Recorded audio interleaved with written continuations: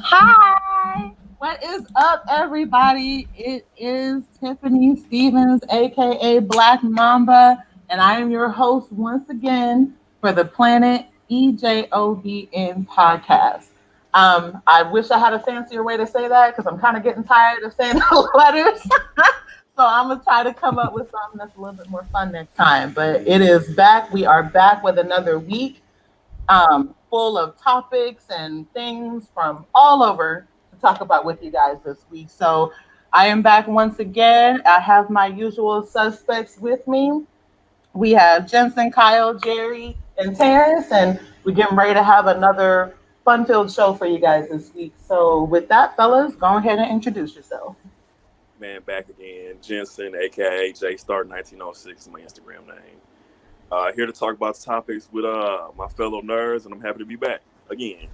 Hello, everybody. This is Cassio with Cassio Logic. I'm very happy also to be here with EGOBN, and I'm glad you all are joining us on our extraordinary journey.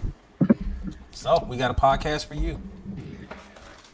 Yes, we sure do. Hello, everyone. This is Kyle, better known as your friendly neighborhood, The Fallen Marvel. What's up, everybody? Here to chop it up with my fellow blurred. So let's get it, ladies and gentlemen. Hey, Rangers, Riders, and Magical Girls. It's Toku Terry once again.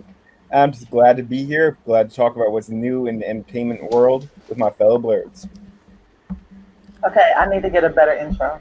Like Terrence, I'm getting tired of your intro being better than mine. Like every podcast, I get jealous every time I hear it. So I'm gonna make it a personal thing to try to work on my introduction because I need something as fly as yours. Your shit is mad fly. The rest of y'all is okay, but like Terrence is like mad fly. So I just gotta throw that out there. All right. We all trying to get like Toku Terry. Everybody trying Right. to get like Basically, we all got to get up on his level. We all are not on his level. All right. So we have a lot of things to talk about this week. Obviously, it is just a busy world out there in every single category. Um, so today we have just another show of just a lot of things going on. Honestly, out there between the gaming and the entertainment world mostly. But obviously, we got some things happening in the comic world too. So today we're going to talk about the last Ronin reveal. We're going to talk about Halo Infinite development took a couple of little hits this week. The fact that Cyberpunk has been pushed back. Tom Holland has been casted. What's the right word to say? Anybody jump in? Cast. Casted. yeah, Cast. it's fine. Yeah. Okay. Tom Holland has been cast as Nathan Drake, so that is going on. The Power Rangers franchise is getting a brand new lead, so we're going to talk about that. And as we all seems to be a common theme on our podcast, we're always talking about the Snyder Cut. this time is no different because Jared Leto apparently is coming to the Justice League. So that is what we're talking about on the show today. So let's go ahead and get it kicked off with talking about the last Ronin, and I believe that is Jensen's topic. That's So your boy. Jensen, let's take it away. All right. Well, first of all, my prediction was wrong. Who was your prediction? I thought it was Janika. I thought Janika was gonna be it. Oh, I Really? thought she was going to be the last Ronin. I know. I mean, they've been like, wait, so That would y'all have been want the to give greatest this? twist in the history of twists. People, honestly, people probably were right if it would have been Janika. I'll be real honest with you. But you know, when they revealed it, you know, unfortunately, before like, I mean, not just revealed it, like somebody just like, all right, I'm gonna post this and be edge. Like, nope, it was articles everywhere. If you were in any type of nerd group or anything of that nature, a page, it was an article posted about it, and it was and it was discussions about it. And I mean, Michelangelo, I'm not surprised. Honestly, I'm not surprised at all about it. Him being the hothead of everybody, and this is him kind of growing up, you know. No, I'm sorry, not him. Raphael's a hothead. I'm sorry. I'm sorry. My bad. Michelangelo was the one that was kind of nonchalant. I got him mixed up. My bad. Sorry. he was the nonchalant one per se, but honestly, he had the. I believe Splinter said that he actually was the most talented, but his Mm-hmm. attitude, his nonchalantness. So I guess, and then the most nonchalant won't be the one that's still the last one. Now, what? Now, I'm expecting this to be honestly an all time great one. I mean, Hmm. they pushing this back. Like the next issue not even come out to December. Hmm. I don't Mm, know mm, exactly mm, what mm. day in December, and that's if it don't get pushed back again. But I mean, the hype for it, how everybody was talking about it, how everybody was, like, who is I think the most one, the most. I'm sorry, the one had the most picks to me was like Leonardo, if I'm not mistaken. Y'all correct me. I think I saw Leonardo more than everybody before we found Yeah, out who exactly was. You yeah. know, Most people expected it to be Leonardo, since Leonardo was the one who was always the most samurai-like, despite being a freaking ninja. So hmm finding out there was a running around calling himself a Ronin, most people expected it to be Leo. I think Yeah. Donnie probably Mm. been second. I want to say as far as Yeah. picks, but Yeah, that was the. Sorry. go ahead, bro. I would say that was honestly, like I wanted to see, you know what I'm saying, Michelangelo as the last Ronin. He's the person that I was most excited to see, like like take on that responsibility. You know what I mean? Because we're so used to him basically kind of like making jokes and making light of everything. To see hmm something so heavy on his shoulders is a great character arc for him. Facts. Can't argue that. I can't. So, like I said, we'll see where this goes. I'm wondering if we'll see like some fan favorites, not just other turtles, like or even his versions. Like, is there another version of Bebop and Rocksteady here? Is there a Shredder here right now? Is there Casey Jones or Baxter Stockton? Is there versions of him, or did they survive or whatever's going on? Or do we get somebody new like how we got Janika?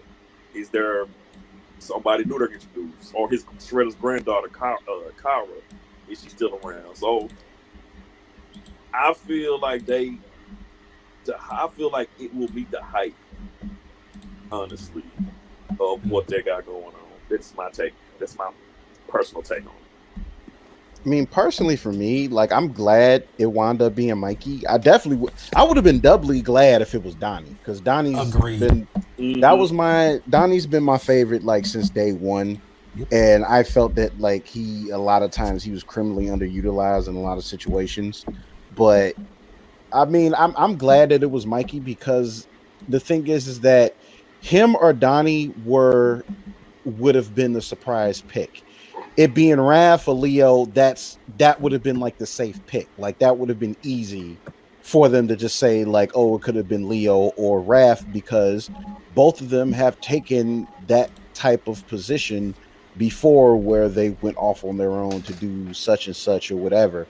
So the thing is, if they would have done it, it wouldn't have had the type of impact uh it would have been if they would have chosen Donnie and Mikey. And with Mikey kind of being, essentially the baby of the bunch, and the one that they didn't really take seriously as much, but was the one I think was underestimated the most. So with it being him, with him taking on the responsibility of avenging his brothers, I think is an awesome story to take, because it's basically taking someone that we know who is a bit more lovable and whimsical and all of that, and have him go against type.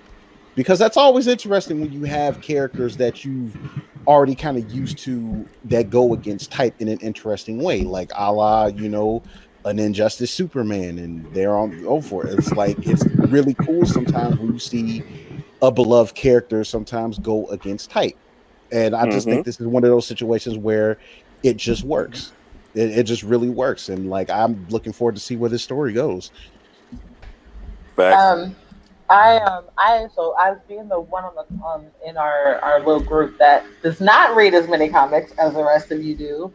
I actually was planning on picking this one up because um, so me personally, obviously my favorite one is Raph. I kind of wanted it to be him, but I knew it wasn't going to be him. Raph was my pick, but I knew it wasn't going to be Mm-hmm. him for reasons that everybody has already said. He was the easy choice. He's already like gone gun ho. He's already done missions and things where he's, had to do solo, or maybe he just went solo to avenge somebody, to prove himself, or whatever the case may be. Always fighting to be seen on the same level as Leonardo, but wanting to be respected as kind of like the leader of the team because he kind of knew his capabilities. But then he also had moments where he realized that I think there were some things that he realized he kind of lacked in leadership too, that Leo had. You know what I'm saying? So it makes sense. Like all you guys said, Michelangelo being the Ronin makes absolute sense because he's the one that you wouldn't guess, that you wouldn't know if he had it in him unless he was put into a situation where he had to be the one to kind of step up, become more serious, whatever this storyline is about, because I haven't read too many details on it, but whatever the storyline is about, whether it's, just trying to live on in their memory, it could be a little bit of revenge. You know what I'm saying? I mean, I don't know what the storyline is, but him being the last Ronin makes absolute and complete sense. And getting to see Michelangelo in this much more serious light, this darker light that might be a little scary because, Michelangelo was a comic relief.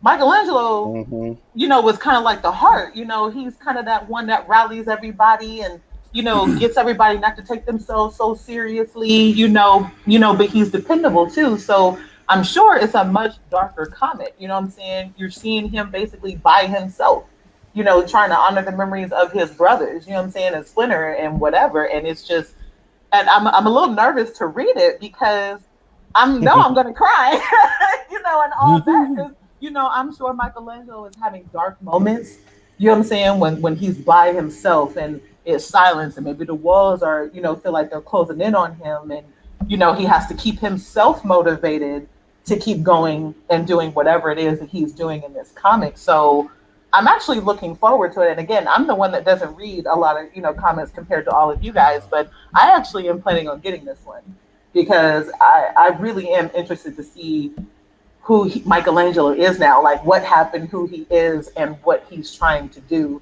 in this miniseries, this comic miniseries that it is. Because I know it's not a permanent storyline. At least I don't think it is. I know it's a miniseries. It's a limited series. So I'm interested to see in this one. So that's my little 2 cents on this one. Okay, I actually did a little reading on the comic myself. Not to give some things away, but we're definitely going to see some old faces like Jensen was asking about. We'll definitely see Casey Jones and April O'Neil and a few other people. You know what I mean? I'm not going to spoil the entire thing or whatever, but we're definitely going to see some familiar faces as well as some like new people they're introducing as well.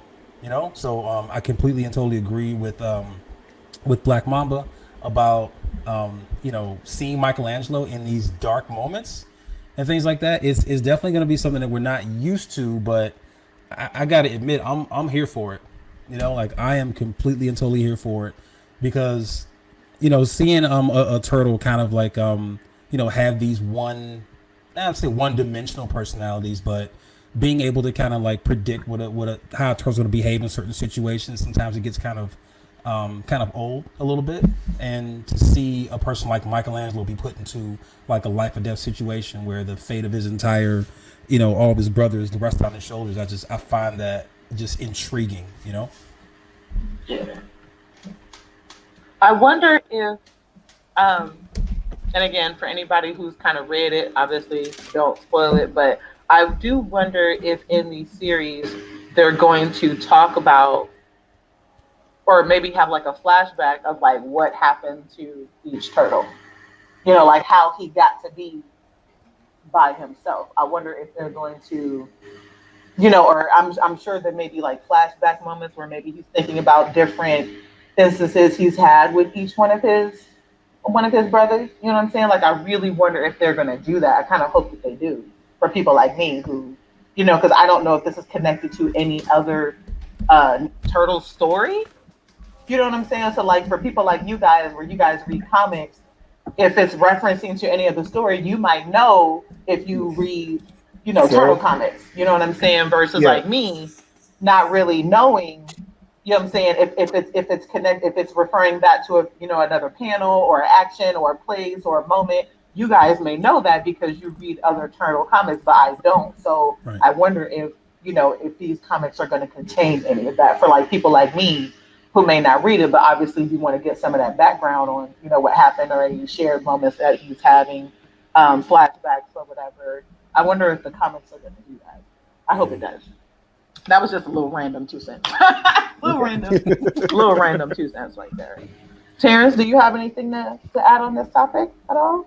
Yeah, just that from issue one, it doesn't seem like it's connected to the current timeline. It seems like Okay. it's just a possible future. Yeah, Mini Rand, I'm kind of sick of every possible future we're shown in comics being a dystopian reality where all of our friends are dead. Can we just have one dystopian? Can we just have one possible future where it's like everyone's happy and healthy, and the next generation is excited to be learning from their parents? Just one. Is that too much to ask? I mean, it'd be nice, Yes. but it wouldn't make for a good conflict, unfortunately. Man, I mean, it would be interesting to see what they do with like a different take. Now they have done this to some degree in other banners where like under other comic book companies with stories where things have kind of changed and like a little for the better and so forth, and it's not like a whole lot of strife going on and whatever have you. So because I mean, only thing I can think about when like kind of going off brand a little bit, like Marvel did it a little bit with the Generations little miniseries. They did a little bit with Ironheart, where she went to a future where Tony uh basically became Sorcerer Supreme in the future, and like the world was kind of like in a better place than it once was or whatever, and it was just like, and of course everybody knows how Tony Stark is, and like she's thinking like, dude, how like Right. so I mean, it's I like always like reading like what if type of storylines and stuff like that, whether or not it winds up being like a shit show like in the future or not. Like I usually enjoy them if done right. As long as the story interesting, it's just like, hey, like I'm there for it. Yeah. It'll be an interesting storyline, I think. Oh, for Um, sure. so, as it was already kind of mentioned, the first issue did drop yesterday, according to a site that I'm looking at. It dropped on October 28th. That was chapter one. Chapter two drops on December 16th. Chapter three, February 17th of next year. Chapter four, April 14th. And then chapter five, May 19th. So that is assuming that these dates don't get, pushed back or released early. But it's going to be December, then February, then April, and then May. So it seems like they're given like a month and a couple weeks between each issue. So either obviously they're doing it on purpose, or they really are trying to build up. They really are trying to build up that that anticipation um, for the next drop. So Yeah, that's they're just definitely giving people time to stew on this for a while. Yeah. yeah, I think so. So just for anybody who's listening, October 28th was the first, December 16th, February 17th, April 14th, May 19th. So it's going right on into next year. Makes sense. All right. Mhm. Okay. For some reason, I'm gonna put this out there. For some reason, we did lose the light skinned assassin, so I'm sure he'll be back at some point. So, with that, we are going ahead and we're gonna move to our next subject, which is the Power Rangers franchise. So, this was something that Toku Terry wanted to discuss because apparently Power Rangers are getting a brand new lead. So Okay, well, yeah, Secretary. they have a new lead writer. They have a new lead creative director in Jonathan Entwistle. He's come on board to direct the new film and any television adaptations that will be connected to the film. So not only that, but they have a new director. But they have a new director in Someone's Boy, Brian Edward Hill, who is a prolific African American creator known for Black, Revenge of Magic, and Titans. And finally, we don't know what her role is, but Millie Bobby has been is being looked at to play one of the Rangers in the new film, which I find it weird that they're hiring people to act in it when they haven't finished the dang script yet. But you know what? I don't work for Hollywood. This is not my job. They probably know something I don't know. Wait, should I know who Millie Bobby? What's her name? Millie Bobby Brown. She's the girl from Stranger Things. Thank you. She plays 11.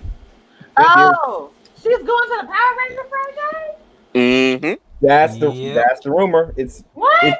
so far only We Got This Covered has mentioned it. So exactly. Never So mind. I'm almost. I don't know. I actually came across something. I didn't read it, so don't quote me on this. But I definitely saw something that was teasing the possibility of her taking over as the Red Ranger, like the leader. That's of, that's Mighty one of the Morphin. rumors. Like because they believe she's going to be the lead, so they're assuming if she's the lead, she's the Red Ranger. Despite the fact that in several seasons the Red Ranger wasn't the leader. Like, oh look, here's Time Force with Jen Scott with the Pink Ranger being the leader for most of the season. I don't know how I feel about that. I need her not to get stuck in the Power Rangers franchise. What you got against Power Rangers?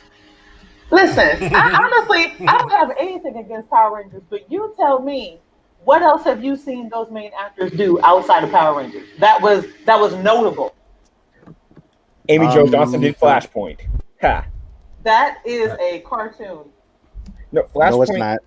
Flashpoint is a police drama. That's a different Flashpoint. Oh, I'm We're thinking not- comic Oh. Flashpoint. Okay. Nah, So you nah, got one- nah, nah. So far, that's one thing. Anything else? Okay, John- so Austin St. John became a paramedic. Austin St. John became a paramedic and was saving people's lives in the Middle East. On what? Oh no, that's real life. No, see, you're whole different. Yeah, she's subject. talking. Oh, you're talking about acting. I'm talking about in the acting. Oh, world okay. In acting, then. Oh my god. Of In acting. something that was reputable or notable, not well- like an underground thing. Okay. Not like a home Okay. video Johnny studio Young thing. Johnny Young Bosch. He was Adam the second Black Ranger, and he's quite a famous voice actor. That's voice acting. That's not. That counts. That That counts. Listen. I'm talking about the way. Mark Hamill got stuck as Luke Skywalker. So he was a lot of these people, Power Rangers is what you know them for. Voice acting aside, like yes, voice acting is dope. I mean, I have nothing against voice acting, but voice acting was your first thing. You didn't tell me a miniseries that they starred on, a couple of really big roles in movies or TV shows. Voice acting was your first answer. Well, hey, You like saying- Bryan Cranston got his early start as a voice actor. Right. Wait, what was See, he in Millie Power Bobby Rangers? Brown. Yes, he Literally actually everything. he He actually was most voiced of the one of the monsters. monsters in Power Rangers. He was several monsters, actually. Y'all, We I see- feel like y'all are doing. Jerry knows what I'm trying to say. Y'all doing semantics. All right. All right, If if you want something notable, I have two right off the bat, and it's fairly more recent. Both Rose McIver, and who you know is if you've seen the show iZombie, she was a Yellow Ranger in RPM as well as the I can't remember the gentleman's name that was the leader on the same series. But he's gone on to do other acting projects too, notably in was it the Jessica Jones series because he was Malcolm. He was Malcolm in the Jessica Jones series. He was one of the gladiators in Spartacus. Yeah, Eckhart Darfield gets his money. So that's two. So Three. basically, you're saying like Three. basically it's like the majority. That's The okay, but majority thank of the you, actors. Jerry. What you're Thank trying you. to say is the majority of the actors that's Thank basically you. been in Power Rangers haven't really done anything past Power Thank Rangers. you. That's That's the point. exactly what I'm saying. Yeah, That's I my just point. yeah. But it's I not. just We're Thank just you. illustrating that it's not impossible for them to have done No, so. that, right. and Without that's having. not what I was saying. I wasn't saying that it wasn't possible. What I said was I hope she doesn't get stuck Yeah, because not a majority of them don't do anything else outside of. And Millie is popular. Like my hope is that because Millie is so popular from Stranger Things, she had Enola Holmes on Netflix with Henry Cavill. You know what I'm saying? She's done a couple of other things. So my hope is because she's kind of star power before getting into Power right. Rangers, so that way she Yeah. can keep doing stuff Yeah. Well, because yeah, like I don't want her to get stuck she's like not. other Like actors I don't think have yeah. I sometimes. don't she's not. I think she's already well past that point with getting stuck yeah. in as a Power Ranger. Like the thing is, like most of us already know her as 11, and even then, with that being said, like she's done other stuff noteworthy that doesn't really corner her just as that character. So she'll be fine. Yeah, I agree. I think Millie Bob Brown will be fine. Yeah. Thank you, Jerry, because I felt Sorry. like nobody was understanding what I was No, trying to say. I feel you. I'm here to help out whoever. But you know, I see you struggling a little bit. You know what I'm talking about? Try to come through in the clutch. I wasn't really struggling. They was just trying to debate me, and we wasn't talking about the same thing. You know what I'm saying? I just, That's all you good. know, you know how y'all like to pick on me because I'm the only girl on here. That's okay. I understand. Uh-huh. Anything else about Power Rangers? You guys want to? Anything else, Toku Terry, about Power Rangers? For those of you who are reading Dragon Rising, my boy Jason is still the OG. Kimberly holding down as the leader, but my boy Jason is still the Tyrannosaurus. And for those of you who watched the crossover last week, oh my god, oh my god! And then when all the Zords teamed up, oh my god! And then when they put all the weapons from the three Dino teams together to finish off Goldar Maximus, oh my god! And and then when all four of the teams teamed up and Jason hit his morphin time, and my my inner 4-year-old was like, dude, and my 26-year-old self was like, dude, I know. Hmm. That's what's up. And for I don't know. I'm I actually glad hope they're doing. Oh, my bad. no, I was just gonna say I hope everyone understood what I just said. Yeah, I don't yeah, watch yeah. Power Rangers, so I'm I'm, gonna let y'all express y'all's excitement. I haven't watched it in a long time, so I'm actually glad. Personally, I'm actually glad. You know what I'm saying that they're doing something else with the franchise. Not saying that the film they made a few years back was a 2017, I believe.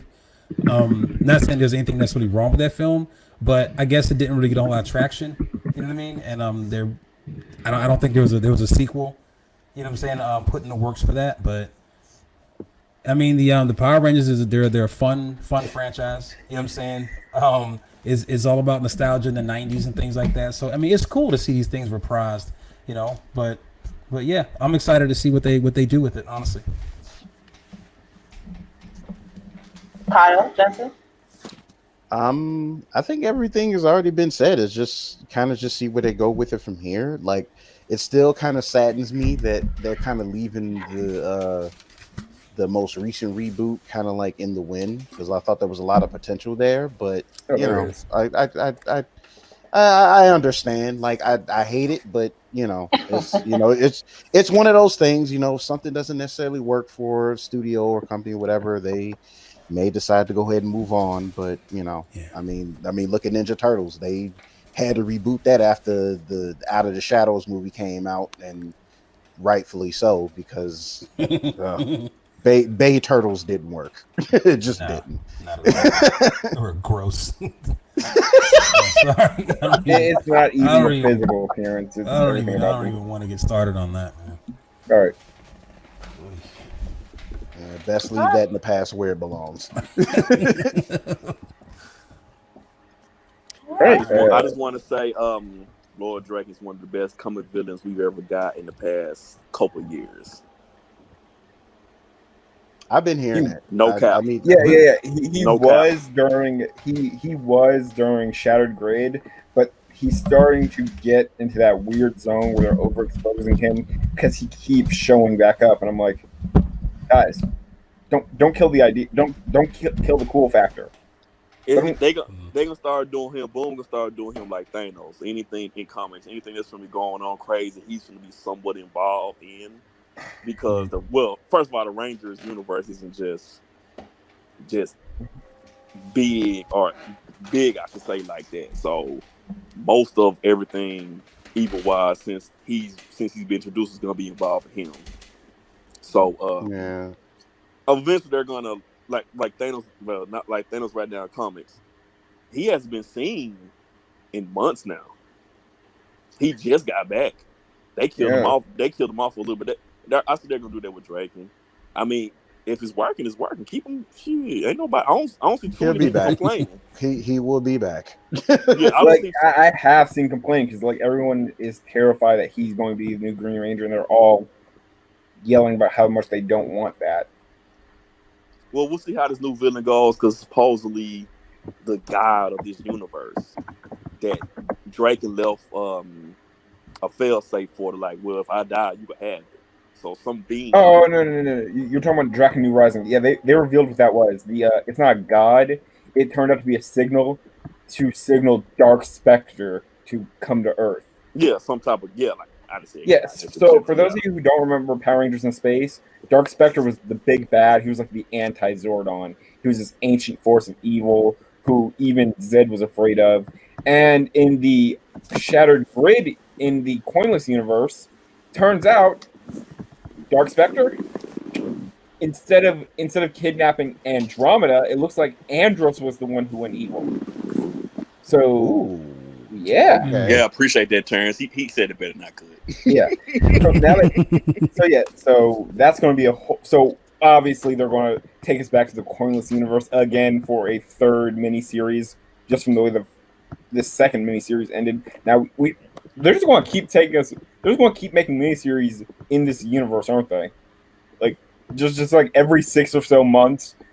After the normal timeline gets a good storyline, they're like, "Hey, you guys want to check in on the Coinless?" No, too bad we're checking in on the Coinless.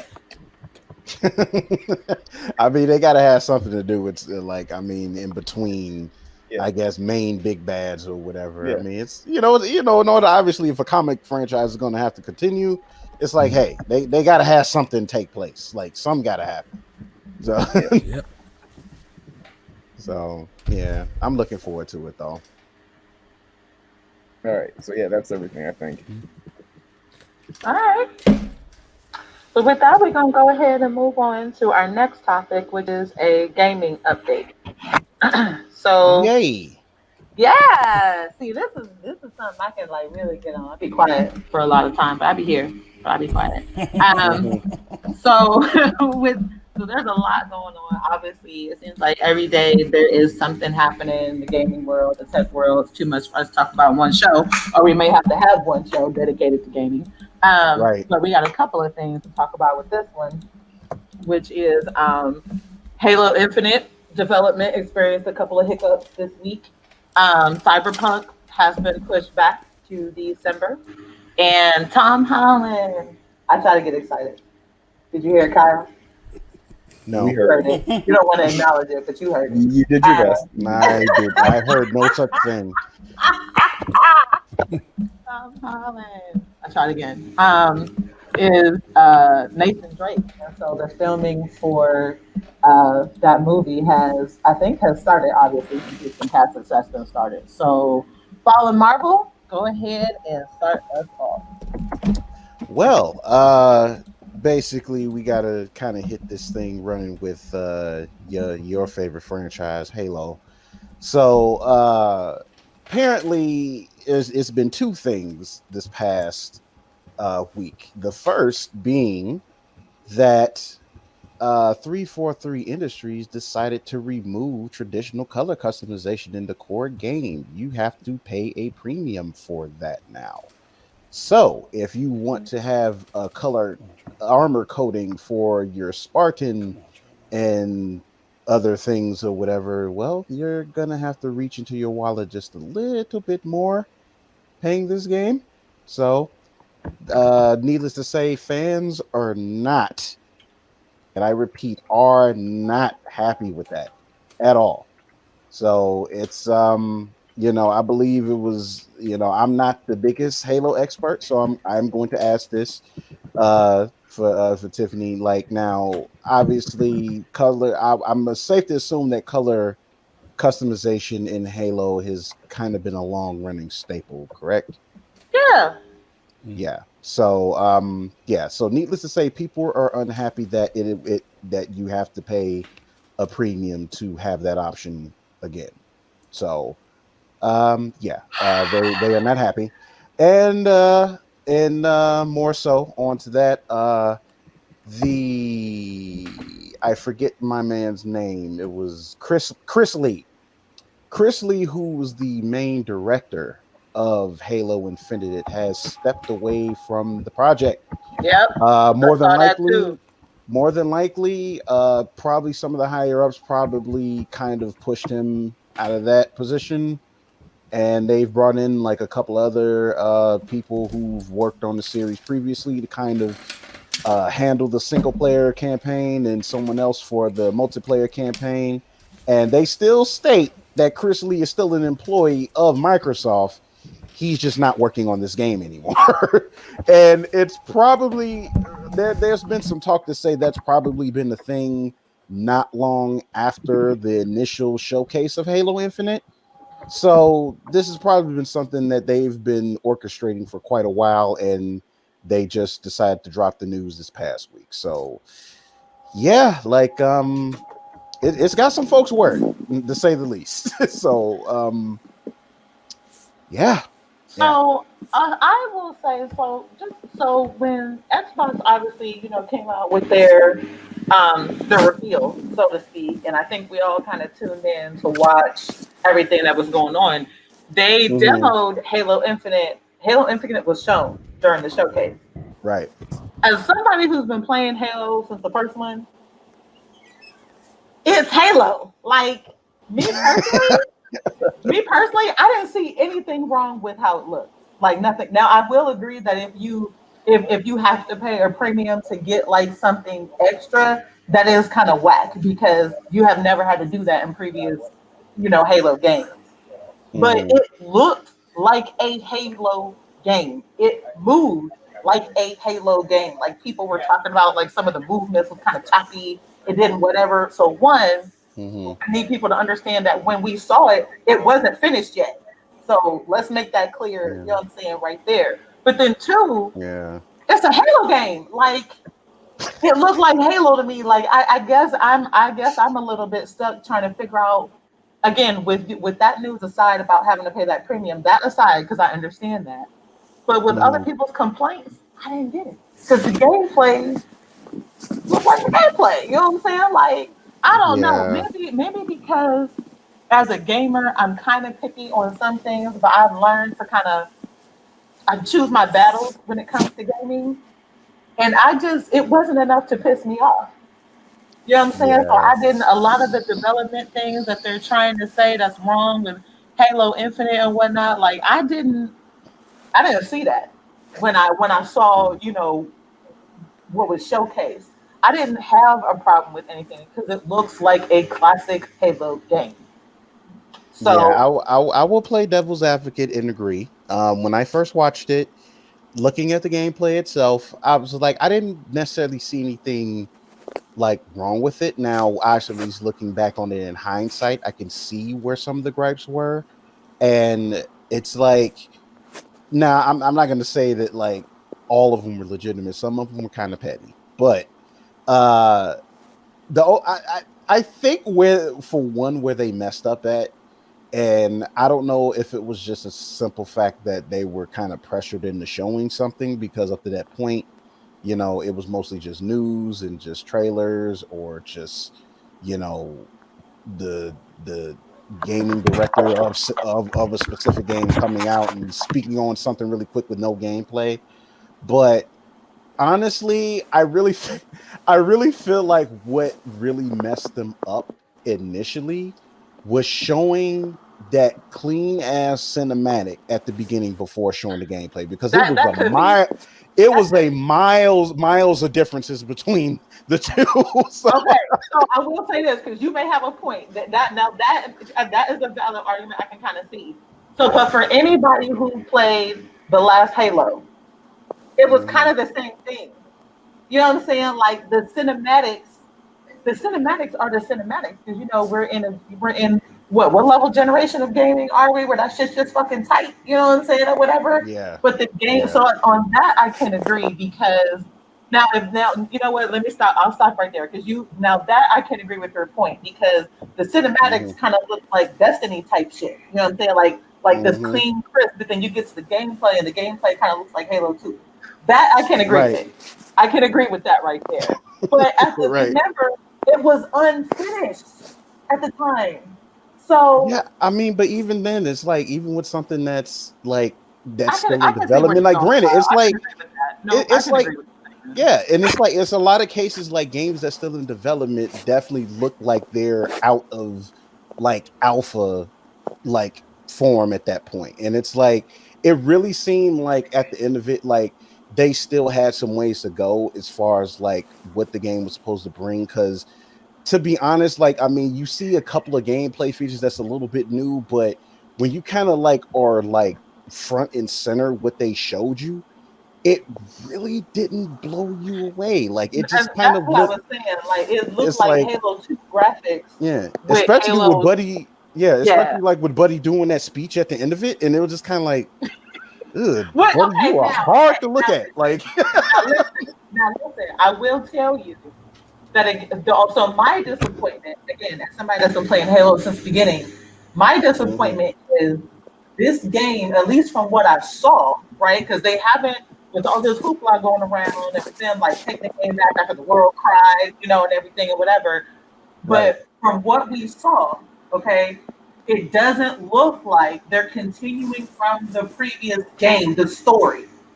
mhm, The story from the last Halo, from anybody that's played, Cortana is the villain. So for anybody who knows Cortana, Cortana is Master Chief's little AI, right? right, So she's the right, one who's been assisting Master Chief. They've been through all kinds of shit because she's an AI and she's self-aware. She kind of fell in love with Master Chief. She saved this dude's life like countless times. He done went on a mission and avoided shit just because he had to like go rescue Cortana when she got, you know what I'm saying, so like it's a whole it turned into like a human AI like kind of love story. You know what I'm saying? And in the last game, she is the villain. Like she has taken over AIs from different ships and different universes and ancient technology and all this stuff. And she's like, I realize the problem is humans. So I gotta do something about y'all. That's basically where the last Halo ended.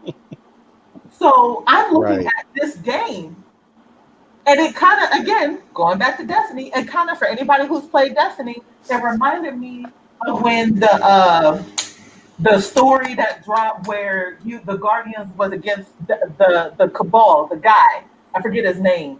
Um, Mhm, for anybody who's played Destiny, you guys know who I'm talking about. That storyline where the basically a Cabal came, they invaded, you know, our sanctuary, and they basically took out the Traveler or tried to suck the power from the Traveler and killed the Seeker. Like it was a whole thing. He right. Yeah. reminds me of that dude because this dude's like basically I've been traveling the universe trying to find somebody powerful and you seem like you're it. You know what I'm saying? I'm like, hold on, wait a minute. Who are you? You ain't Cortana. Who are you? Where did you come from? That's that shit I don't like. So as for me, so I agree with you and I can understand like graphics, cinematic wise versus gameplay wise. I can agree. I can own that. I think you're right. And I do agree that that's a cause for it to be upset because all this money, we need a game that looks more realistic than the last Halo we played. Because the last Halo we played, the graphics was kind of dope. So Right. for me, my main complaint is the storyline seems like it's completely new. We ain't getting our Cortana continuation because that chick is out there somewhere in fucking space, you know, with a whole lot of fucking technology and ancient, you know, AIs and all this. I mean, like, we got a problem. Like, we got a major problem in Cortana, and I'm gonna need for us to go get that shit. You know what I'm saying? And I don't know Right. came from. So as far as Halo, that's my main complaint. So I guess it's been pushed back now. It's not canceled. It's just been pushed back. So now I don't know what they're going to do with the whole franchise. I'm interested to see because Halo is a flagship for Xbox. You know what I'm saying? I mean, it's like what God of War is to PlayStation. It's a flagship game for Xbox, and I mean they can't just drop it. Oh, they're not. Like they're not going to miss out on making a new Halo game, but just as it stands, we don't know exactly when we're going to see it because it's been pushed back like a significant amount of time. Even in that, I guess, like in talking about that, like, well, I would like to hear some of you other guys' points when it comes. All right, to we this just kind of stuff. took over this. Yeah. Took over this subject. Sorry. Yes. So, what do you guys think? Yeah, well, for me personally, it's just good to be back in Master Chief's gigantic super boots. Mm-hmm. I can't really comment much on Halo franchise, and I mean, honestly, it's just yeah, I'm actually more interested in Cyberpunk, to be completely honest about it. But right, I'll just wait for you guys to get to that. Well, I mean, we're talking about stuff. Well, I don't play Halo, so I have no take on it. You don't play it? Nah, I never did play Halo. That's why I ain't said nothing. I just never play Halo, so that's why I've been kind of quiet on this subject. That's fair. That's fair. So I guess with that being said, we can segue into the now delayed for the fourth time Cyberpunk 2077, which has now been moved to December 10th. Yep. So obviously, I think all of us who play games on here, I think Cyberpunk is probably one of the games that of this year that we have been looking out for the most. And a statement got released the other day by the developer, by Project Red, that basically says that they're pushing the date out to December 10th because they state, and I'm reading their statement. So they say one of the biggest challenges for us right now is shipping the game on current gen, next gen, and PC all at the same time, which requires us to prepare and test 9 versions of the game. While they're all working from home, obviously, damn COVID. So since Cyberpunk 2077 evolved towards being almost a next gen title, somewhere along the way, we needed to make sure everything worked well and every version runs smoothly. We're aware that it might seem unrealistic when someone says that basically asking if someone can say that 21 days can make a difference in such a massive and complex game, but they believe that it really does. So according to them, the delay is shipping. Well, that's cool. I mean, as long as I get me a good game at the end of all of this, I'm happy they ain't push it back to 2021 like they've been doing everything else. Right. I'm just like, look, ladies and gentlemen, look, you guys don't remember, like I would say probably about 2 or 3 generations ago, where games used to either get delayed or just outright cancel. Just cancel them. Yep. So it's like, look, when something like that happens now, y'all should be grateful that they're trying to take more time to fix whatever they need to fix, because it's like, even at the point where it's like you get to a point where the game is probably for the most part finished, but it's probably like aspects that they obviously added to the game that they have to make sure run smoothly, because it's like, needless to say, from the little bit that we have seen, and even some like the short promos that we saw for it, I'm sure that there's going to be a lot of things to do in this game, because I could tell that like it's definitely going to be something that's going to be one of a kind, and like in its own right, and they're trying to make sure that this thing is as polished as it possibly can. So for folks to get that butthurt to have to wait an extra month to the point where you guys are sending the developers death threats, like, you guys y'all need to sit down. Y'all really need to sit down and never ever pick up another stick ever. No. Don't you just Just go home and fix your lives. Don't do anything else. Just go fix yourself and your life. No, don't go home because you're probably already home. Go to a therapist. Because that's where all this anger stems from. Might 'Cause be at home, you're good only eating advice. chicken wings and Mountain Dew, okay, and you're not doing anything. You ain't getting no sun. You ain't getting no sun in your pores. Okay, so go book some time with a therapist if you got to send death threats because it's just like 30 days. Like it's just 30 days. 21 days. I'm sorry. 21 days from their release. Less than 30. That's the top. That's what you gotta do. What we're saying is it's unhealthy and you need to stop. Exactly. Shouldn't Exactly. no fictional game get you upset to whatever happened when you send death threats. That's Not like I never. said. Not That's never. you need to real. Agreed. And especially to the point. We're all here. You know what I'm saying? Trying to figure out life right now. You know what I mean? So it's these people are still working hard to give you a product, and like we don't know what's going on in their personal lives. We don't know if they're somebody's aunt in the company or somebody's mother or something got COVID. We have no idea what's happening. You know what I mean? And Like to be no honest, clue what's going on. I'd rather have delays than crunch. Crunch is the devil. Oh, You Agreed. for know, sure. For sure. for a company, a game developer company that is used to like being in the office and boom, boom, boom, boom, boom, and distributing things. I mean, obviously, working from home and having a job like that. I mean, that stuff's rough. You know what I'm saying? I can only imagine what they're going through. They have a lot of expectations. And them. This game is. Again, one of the biggest games is going to be dropping. And me personally, I don't want another anthem.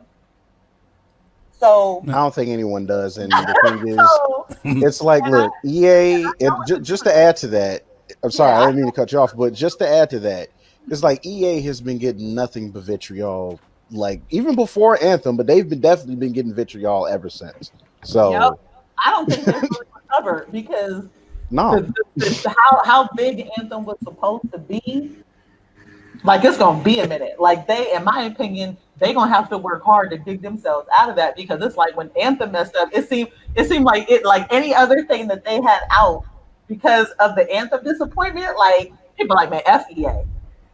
We don't want right.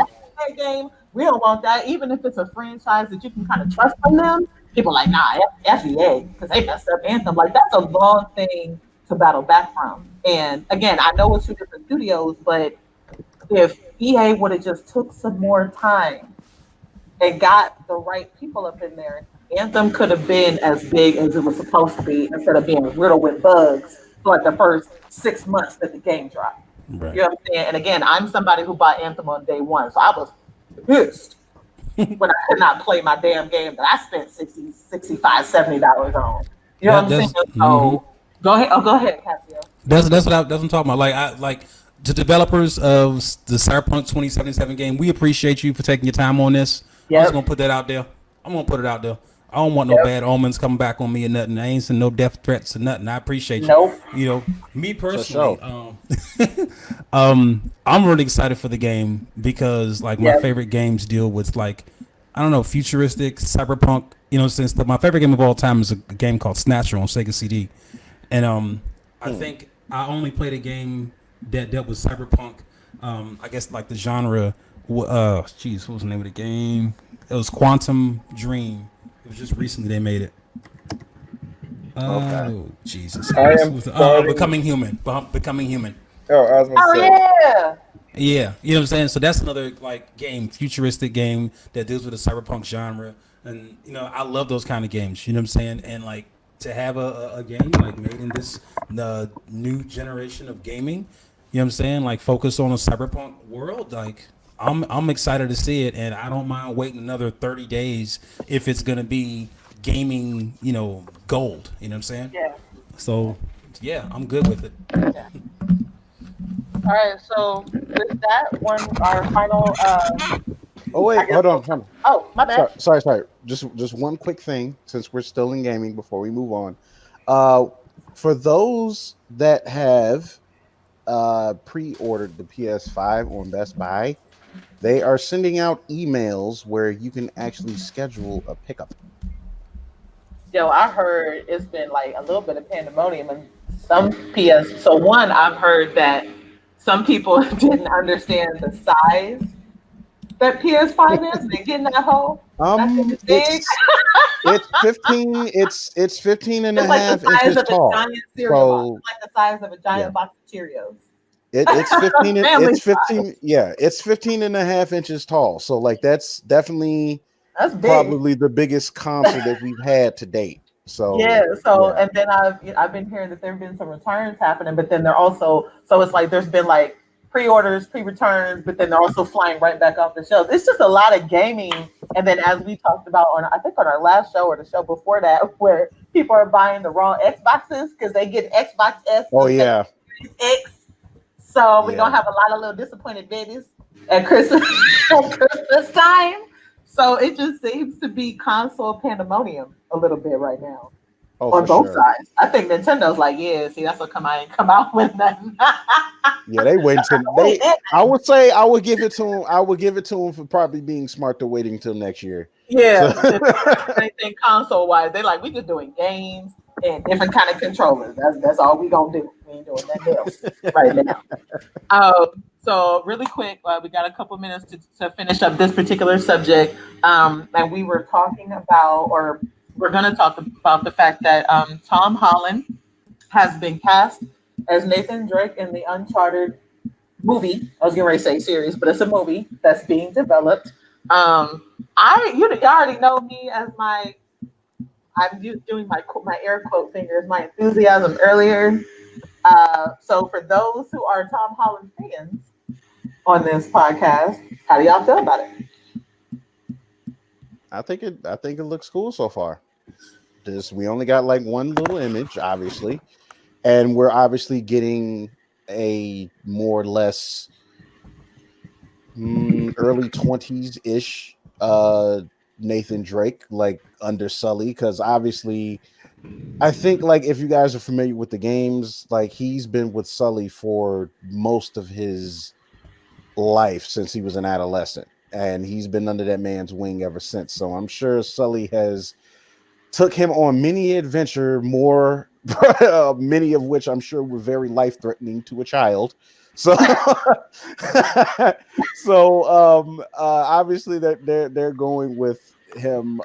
Probably going to show him like, probably try to add something to the lore. Obviously, probably to show like one of his earlier adventures with Sully and whatever. And I mean, for most of us that know about the Uncharted series, it's very Tomb Raider, Indiana Jones esque. Like, I mean, both games kind of like derive from the motif of Indiana Jones in Indiana some way Jones, or yeah. form. So, it's kind of cool to really have that again. On a larger scale, because they try to do it with the Tomb Raider reboot, but I don't think anybody really cared because No, all they no. really did was follow the first game verbatim, from what I heard. So Yeah, it's listen, okay. So it's we gonna now you got me talking about Tomb Raider. See, here we go. So again, woman gamer. Okay, Tomb Raider was very significant. Anybody obviously who played this game, played Tomb Raider. I'm talking like classic, even up to the remakes that came out, or the reboots, not remakes, reboots that came out a couple of years ago. I'm a big Tomb Raider fan. So when the first movie got made, because I believe there were two. When the first movie got made, I was kind of excited, but when they casted Angelina Jolie, I knew what it was. I'm gonna put it out there. Angelina Jolie has small waist, big titties, and she can't act. Okay, so what? Okay, listen to the things that I flagged this podcast as explicit. This is explicit podcast, just so anybody knows. Because Wow. I was a little I disappointed. was unaware. Okay. I wasn't expecting that myself. I'll tell you. Because Okay. I'm speaking for myself, but Angelina Jolie can't act. She's and when she got casted, even though I understood, because at the time of the first Tomb Raider movie, she was big shit in Hollywood. You know what I'm saying? I mean, she just was, even though she can't act. I mean, she was just in a lot of things. Damn, you you know, wow. at the time of the first Tomb Raider movie, Angelina Jolie was like the it girl of Hollywood. So they casted her Because just like when we talked about, I think we talked about on this podcast, just like when they casted Halle Berry's punk ass as Catwoman. Oh, Okay. Star Okay, power. but that's way more Star understandable, power. though. That was a star power. You ain't gonna argue with me today. I am on a rant. Listen, that was a star power casting, and that's why Angelina got casted. Plus, going back to what you were saying earlier, Kyle, kind of the look that they made her, they literally made her look like classic, Laura Croft. You know what I'm saying? I'm just going to say it because Movies are great. while we're talking about stunt cast, I'm sorry, I didn't mean to interrupt you. You're okay. Go ahead. Yeah, but we're talking about women in movies and stunt casting that we know is only for either star power or because the director liked that person. And we haven't mentioned Mila Jovovich in the Resident Evil movies, God. who was literally only in the Resident Evil movies because her husband was the director. So I feel like That's that should be nepotism pointed at out. its finest, G. Yeah, man, that's a whole nother can of worms, bro. But also, I will say about Mila though, Mila, at least to me, Mila didn't. Because to me, another reason Angelina became Laura Croft is because at the time when she came out, she kind of looked. She physically looked like Laura Croft, at least at the time. Mila, in my opinion, didn't really look. I guess Resident Evil has a lot of main characters depending on who your favorite is. But Mila didn't really look like anybody. Angelina literally resembled Laura Croft. So then she was a big star at the time. She kind of looks the part. It kind of was a no-brainer to cast her, even though she is not a good actress. And the movie bombed. I mean, to you, but the only thing with Mila though is the fact that even with you saying that, this pretty much that's why the rub is that she was basically created as a character that never even set foot in the games. So and still has it to this day. It was star power, and the fact that she was dating. She was, I guess, dating a director. Mila was dating a director or whatever. Yeah, and now they're married, and she's in every movie he directs. No, remember, but also, I'll give this to Mila though, because Mila did a good job in The Fifth Element, and can't nobody tell me. Oh, absolutely correct on that one. You know what I'm saying? So she did a good job. Angelina, listen, let's just go on to it now. Angelina. Have you seen her in Hackers? Why do you hate her so much? Listen, I've seen Hackers. I've seen the one where what was it? Through the Bullet. What was that bullet? What was the movie? The assassin movie. Through the Bullet. Oh, it's more Wanted. Yeah, Wanted. She's done other movies besides the goofy action films. Listen, but real quick. She was in with Antonio Banderas, where they were con people. I forget the name of that. It's something Sin. Something Sin. I thought she was actually really good in that movie. I have to admit. And for the record, for those of you watching who have seen the movie Wanted, and you're like, oh wait, isn't that based on a comic? Yeah. Do what we do and pretend it isn't. Mm-hmm. It isn't? Yeah. It is, but the ironic thing, the rough thing is that okay, the only thing I will say as far as that character goes, the thing is she was black in the comics, so but also in the comics they were all horrible people, and they're much better people in the movies. Oh, and Wanted? You're talking about Wanted? Yeah. From a moral standpoint, just watch the movie. Do not read that comic. Yeah. So that was that. And plus in the Tomb Raider movies, the dialogue wasn't that great. You know what I'm saying? The Tomb Raider movie just had a lot. It was a lot. Oh, they were popcorn flicks to the max, dude. They were B and C level movies that got released in the movie theaters because Angelina was in it. Let's just be honest. The movies did what they were supposed to do. They did what they were supposed to do. They weren't meant to be the best movies. They were there. It was they were there to sell tickets, and that's what they did. So that's exactly. I don't hate them for that. I don't necessarily hate them for that because, I came out of the movies not hating them. I didn't think they were great or anything or whatever, but it's okay, I could probably watch it a few, every now and then. It might come on TV or whatever. But that's exactly what those movies were made for, and they made bank like they were supposed to. So I didn't hate it as much as I hated Halle Berry as Catwoman. How about that? Everybody hated that. So you're not alone. Everyone can agree that Catwoman was trash. Okay. Oh, God. We're gonna have to talk about trash movies one day. That's gonna be. We all gonna have to do our homework. We're gonna have to come up with trash movies one day. Lord, I need a whole show. Most definitely. Most definitely. Okay, so that was our gaming subject. Does anybody have anything quick they want to add before we go into our last topic? Anybody? I think that about covers it on my end. Going once, Jensen. I think we lost Jensen. Oh, did we lose Jensen? Toku Cherry. Okay, so what was our last topic? Just gaming. Gaming. Put the zone out after. No. Like no. We talked about a lot. Yeah, like I know it's gaming, but we talked about so much gaming stuff. I don't know what the last gaming thing. Oh, we were. The last one was. I mean, we was talking about Laura Croft, but you don't have to talk about that. Which segue from Uncharted. We were talking about how do you feel about Tom Holland being cast as Nathan Drake? Yeah, I don't. I need to know what the story is before I put any judgments on it. Because this is like young Indiana Jones, that young Indiana Jones movie.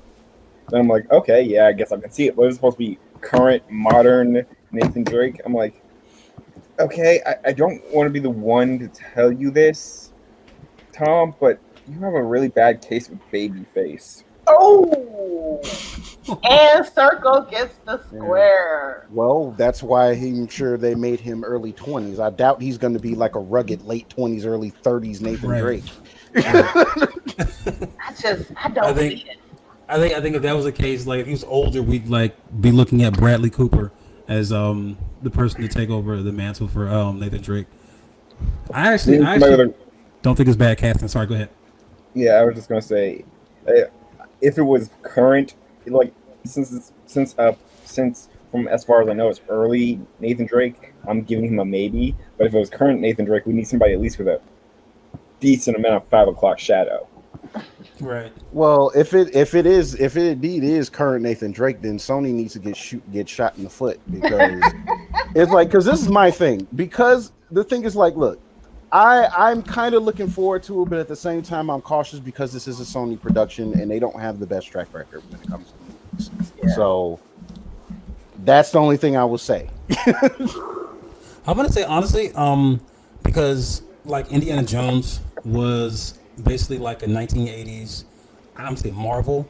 You know what I'm saying? Indiana Jones was a huge like movie franchise, and I believe like the story is kind of a modern day Indiana Jones. You know what I mean? And to have that kind of, I don't know, to bring that kind of excitement back to, you know what I mean, to this generation of people, I think is a good thing to do. I think it's good. You know what I mean? To kind of have that thing where they're, you know, where we're looking at old relics and, you know what I'm saying, just kind of having that whole like Indiana Jones, you know what I mean, thing happen again. I'm excited to see that and see what they do with it. So I will say, so we all know I'm not the biggest Tom Holland fan, so I'm gonna leave him alone. I'm gonna stop picking on him for this one.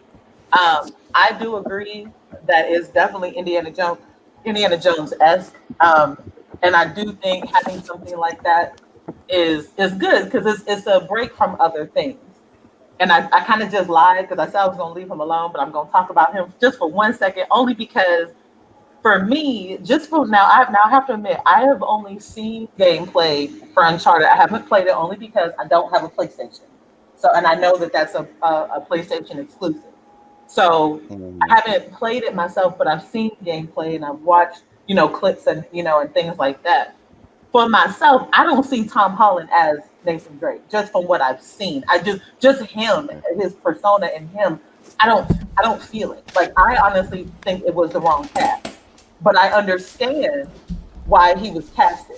I don't. Again, we're talking about star power. Tom Holland is kind of young star power. We can all say that with honesty. He's young because star you power. haven't seen this. So because you have not seen this, I'm actually going to share something with you that you can look at your leisure, so you can see Like, for yourself. Is it him doing something related to the movie, like a stunt or jumping or? It's a comparison. Okay, so I will watch that. I'll watch it later. We can revisit it later, so we don't want to stay on the topic too long. But we can revisit it later. Okay, so I guess so. I watched this thing for everybody listening. I watched this thing that Kyle put in. No, it's not a video. It's an image. It's an image. It's a side by side. It's a side by side compared to an image. So I understand. Again, we're talking about star power. Tom Holland is kind of hot right now, regardless of how I feel about him as Peter Parker. I mean, he's out there and he's kind of hot right now. So I can see that, but it's just I don't see him like the kind of role, the kind of character that Nathan Drake is. I don't see that in Tom. I just in his acting and and that's me personally. I don't see it. So, but as far as like what the movie is supposed to be and what it could possibly represent, you know what I'm saying? I wouldn't mind going to see it as long as the movie is made well. You know what I'm saying? Because again, we talked about kind of Tomb Raider-esque, Indiana Jones-esque, which Indiana Jones, by the way, again, I don't know. I only recognize 1 through 3.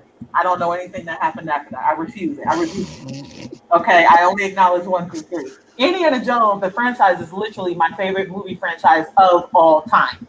Like of all time, it's my favorite. So needless to say, you weren't a fan of Kingdom of the Crystal Skull. Listen, I don't know what you're talking about, sir. I rebuke it in the name of Al Gore, Jesus, and Dr. Faust. Don't get me started on that Crystal Skull movie. Right now, I refuse you. Okay, I will argue that we will argue about that movie another time. In which case, I will be the martyr because I will be the one taking the position of the movie's actually not as bad as people say it is. Wait, the only thing I would say is that I love Kate Blanchett in it because she was she was over the top, but I loved her in the movie. Yeah. so I will say that about it is so the fact that this Uncharted movie is kind of Indiana Jones-esque, to me that's like a high bar because for me, again, Indiana Jones is my favorite movie franchise ever created. So I like the idea of the movie itself because again, I've seen the game, I know what it's supposed to do, but Holland, but I'm open to seeing it, and that says a lot because I'm not really a Tom Holland fan. So it's better than having Ezra Miller. Again, we're gonna that leads us into our last even more Far Cry, but okay. Okay, so with that, we're gonna go ahead and jump into our last topic because Lord, we're gonna talk about this forever. So clear my throat. Let me take a little sip of my tea because I already know we about to talk about this one. Okay, so I'm telling everybody all my peoples on this podcast, 20 minutes. Okay, I'm just saying because I know y'all got it. About this subject. All right. So I make no promises. So it has been announced recently. It has also made its way around the news that Jared Leto is going to reprise his role as the Joker in the Snyder cut version of the Justice League. And for anybody, obviously, that has seen the Justice League, he was not in that movie. So everybody has seen Leto's Joker in Batman versus Superman, right? Did I get that movie right? I got the movie right. No, what is it? Suicide Squad. Suicide Squad. He wasn't in BBS? Okay, I'm just gonna go ahead and say it. Suicide Squad. My bad, people. I am No. so sorry. He was. He wasn't even a thought as Joker yet. I don't think. I am so sorry. That was a misspeak on my behalf. Jared Leto was Joker in Suicide Squad. I am so sorry, everybody. So it has been announced that somehow he's going to be in the Snyder Cut. Now, we all have talked about the Snyder Cut. I feel like that is an underlying theme for us on this podcast. We have talked about it a million times before. Yep. And obviously, we have all seen the movie, and in the cut that got released, the Josh Whedon version, there was no Joker. So I think we're all a little intrigued about what the hell and when it will. So I just got one thing to say, just to start this off. I'll continue later, but Zack Snyder wins the #1 Finesser award for 2020. Yeah, because let's be honest here. None of this was in his original plan. What he's done is just take all the fan feedback he's gathered over the past 3 years of the the movie's been out and says, okay, I'm going to put this in my version. I'm going to put this in my version. I'm going to put this in my version. Well, it's also pretty much confirmed there was never really a Snyder cut. He just had a bunch of scattered ideas, and now he's shoving all his old ideas into the movie with a bunch of new ideas.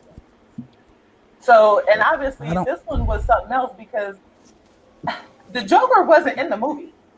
He wasn't mentioned. He wasn't hinted at. There wasn't a shadow of him. Somebody didn't see him driving down the street. He wasn't over at somebody's house. He was not in the movie at all. And now all of a sudden he's in the Snyder cut. So I believe if I'm not mistaken, this was Cassio's topic, I think.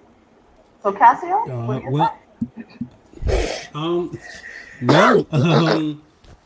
right. Well, I mean, I kind of I'm really intrigued. For those who don't know, I'm actually very supportive of the Snyder cut. You know what I'm saying? I still think Zack Snyder's a great filmmaker. You know what I'm saying? I think sometimes he doesn't get a fair shake. You know, I'm excited to see whatever. And I guess in to kind of respond to what you were saying, Toku, about him basically kind of throwing all these new and old ideas into one film. I honestly don't see anything wrong with that necessarily. You know, personally. Mm-hmm. To have that, because I mean, to be honest, you know what I'm saying, the reason why he didn't finish, directing the film holistically is because he had a tragedy in his family. You know, you couldn't really do anything about that. So, I feel like it's fair. I think it's fair. I think it's like, hey, let's see your true vision come to light, because I really believe that Joss Whedon's involvement in the film is what made it feel so. I can't even think of the word, but it just was very uneven. You know what I mean? It wasn't a fully coherent film, and I believe that's because of the involvement with another director. So if we let Zack Snyder continue his entire directorial vision, I believe we would have got a completely different movie, and I think it would have been a good film. But that's me though. But Jared Leto specifically, I can't say that I would not have preferred Joaquin Phoenix, his Joker. You know what I mean? In this rendition, I can't say I wouldn't have preferred it, but I don't know if Jared Leto got a really had a chance to really kind of explore the character of Joker, So I think this gives him a chance to do that. You know what I mean? And also heard a rumor, and this is just a rumor. Also heard a rumor that other people would be returning, well, not returning, but other people would be making appearances in Justice League Snyder Cut as well. Namely, what's the guy's name? The one that was Deathstroke. Emiliano. Yeah, that's it. Yeah, I can't forget his. Joe. forget his I couldn't say his last name. Joe, I'm sorry. Yeah, Joe. I couldn't say his last name, but, Yeah, I'm but tripping. there's rumors that he is actually going to show up in the film as well. There's rumors, like I said. I don't want to be held accountable for this, but if it happens, boom, you know what I'm saying? It's a rumor that's out there. So we're getting a completely different film, and I'm excited to see it because I didn't enjoy Justice League, and I feel like if Zack Snyder got another crack at it, adding more scenes, adding more characters, you know what I'm saying, like putting together what he felt like his vision was gonna be, like I'm here for it, and that includes Jared Leto. So I'm ready to see Jared Leto knock out the park. If he doesn't do a good job, then so be it. But I'm all for giving the man another chance. You know what I'm saying? Like him and Zack Snyder.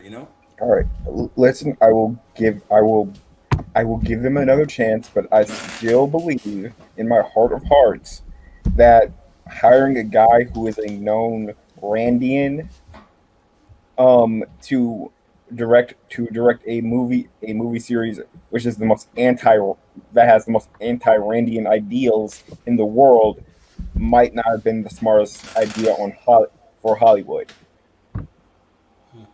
He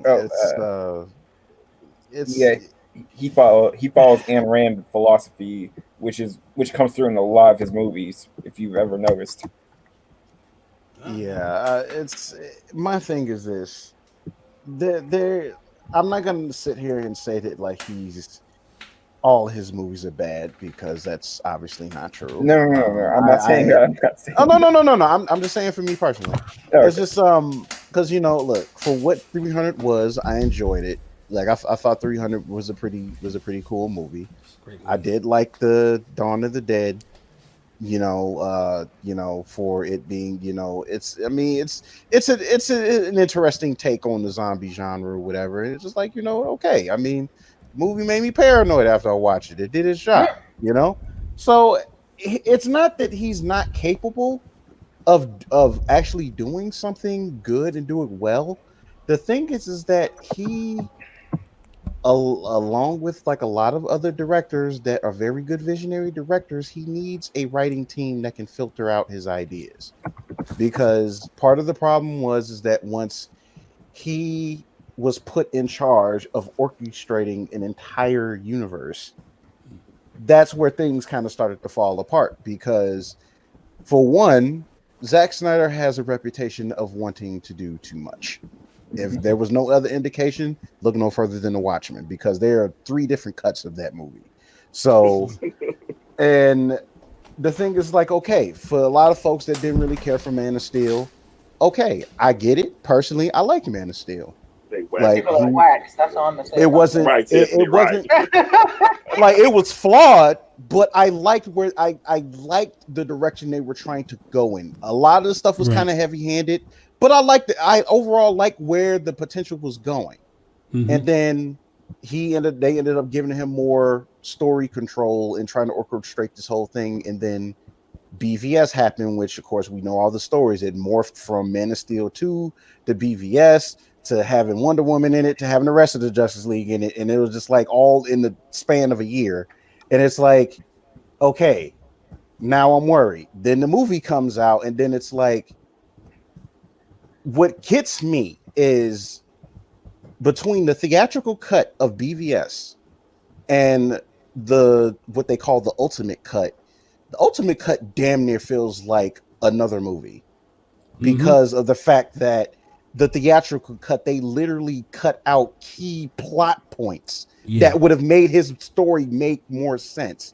It's like, look, as your job as a director and whatever you're doing in the editing room, it's your job. And this is coming from somebody that edits. Your job is to make sure that your story stays coherent throughout. And that was like one of the biggest issues with BVS because nothing lined up. Even when he did the ultimate cut, some of the stuff made more sense. Granted, it wound up being a more coherent version of the same movie, which, still had Martha, still had Doomsday, still whatever. So still had Lex Luthor in it, the Right. version of Lex, still had him like basically copyright the Justice League logos, all that's still in there. So but but it's just a simple fact that again, he needs to only work from a film by film basis. He does not need to direct and try to orchestrate an entire universe because it was obvious that at some point it was not working. Because Suicide Squad, even though it made money, the story itself didn't work that trash. well. Nope. And it took like Patty Jenkins and Wonder Woman from taking a little bit more creative control to at least right the ship with that movie, because from those movies, like whatever the case may be, Wonder Woman was still a pretty competent movie at its lowest. It's still a very competent movie, which was a step in the right direction.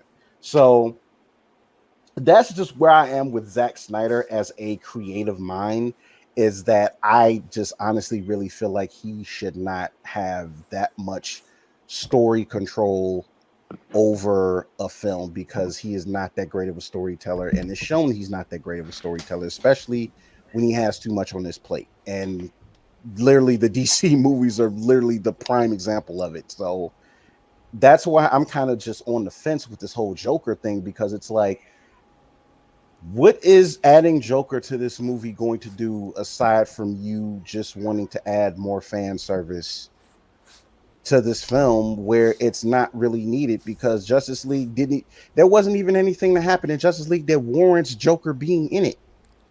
But I think that's the part that he wants to change.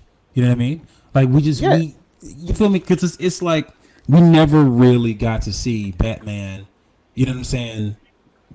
Deal with even like one of his own villains in the entire universe of the Zack Snyder universe. We never really saw Batman go up against any of his own villains. We only saw him go against Superman and BVS and Steppenwolf in Justice League. You know what I mean? Right. Like we never got a standalone Batman film, and I believe I could be wrong. You know what I'm saying? But I believe that this is kind of one of those things where it's like, you know what? There's no reason why this shouldn't be in the film, and maybe we can get a little bit of clarification on what happened to Robin. You know, because all we really saw was a suit that had spray paint on it. You know, well, I mean, based on what he claims to have revealed, basically, Dick Grayson takes the place of Jason Todd in this universe, which is a stupid idea. But I will not go into it. I will not go into it. Like that's kind of the thing too. It's like everybody's like, again, they saw the suit like, oh, this is Jason Todd Robin. Then he was like, then it was like, or before the movie actually came out, then he was like, then he made that cryptic too, like, what makes you think this is Jason Todd? Then he revealed, I think like a year or two after the movie came out, that it was Dick Grayson, and it was just like, it's horrible. So you kill off Dick Grayson. So how the hell are we supposed to have a Nightwing movie then? Oh my God! Don't get me started on that. Let's not. We're gonna be all day for that. They legit confirmed a Nightwing movie, and then he comes out and confirms he killed off Dick Grayson. How then? So my thing. Nightwing better not be somebody else. Better not be fucking Tim Grant or some shit.